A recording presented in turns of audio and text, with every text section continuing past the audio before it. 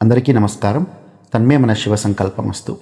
చేసే అభిషేకం శివలింగానికైనా మేము రుద్రాభిషేకం చేస్తున్నామండి అని చెప్తూ ఉంటాము.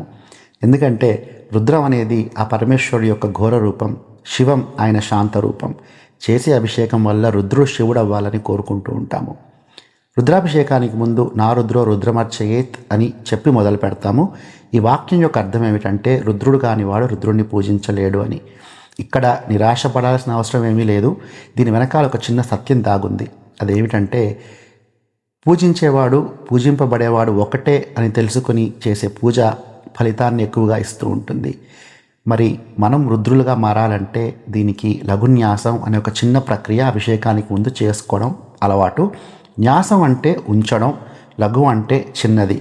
ఇక్కడ 18 మంత్రాలతో 18 దేవతల్ని మన శరీరాల్లో నిలుపుకుంటూ ఉంటాము.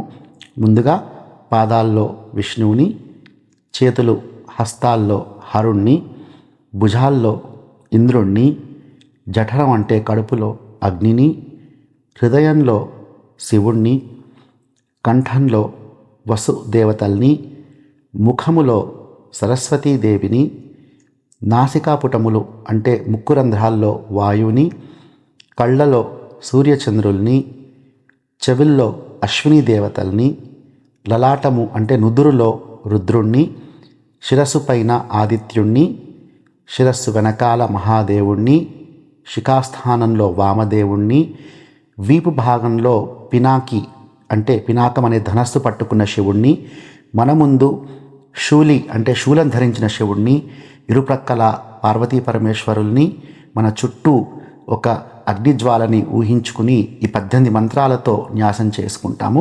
ఇప్పుడు చేసే సాధకుడు రుద్రుడుగా మారి నువ్వు చేసే పూజ ఆ శివుడికి అందుతూ ఉంటుంది. ఇప్పుడు పూజించేవాడు పూజింపబడేవాడు ఒక్కటే అవుతారు. ఈ ప్రక్రియ తర్వాత మనం భక్తి శ్రద్ధలతో పంచామృతాలతో కానీ జలంతో కానీ స్వామివారికి అభిషేకం చేసుకుని యథాశక్తి దీపం, ధూపం, నైవేద్యం, పుష్పాలు స్వామివారికి సమర్పించి ఆయన ఆశీస్సులు పొందడం మంచి ఫలితాన్ని ఇస్తూ ఉంటుంది. ఈ ప్రక్రియ ఎవరైనా చేసుకోవచ్చు అండి, పెద్ద కష్టం ఇవి కాదు. ఎలా చేయాలి అని ఎప్పుడైనా ఇంకో వీడియోలో పెడతాను. అందాక మీరు ఈ కొంచెం కష్టమైన టాపిక్ రోజు తీసుకున్నందుకు నన్ను క్షమిస్తారని ఆశిస్తూ తన్మే మన శివ సంకల్పమస్తు. సర్వే జనా సుఖినో భవంతు. తథాస్తు. లైక్ చేయండి, సబ్స్క్రైబ్ చేసుకోండి.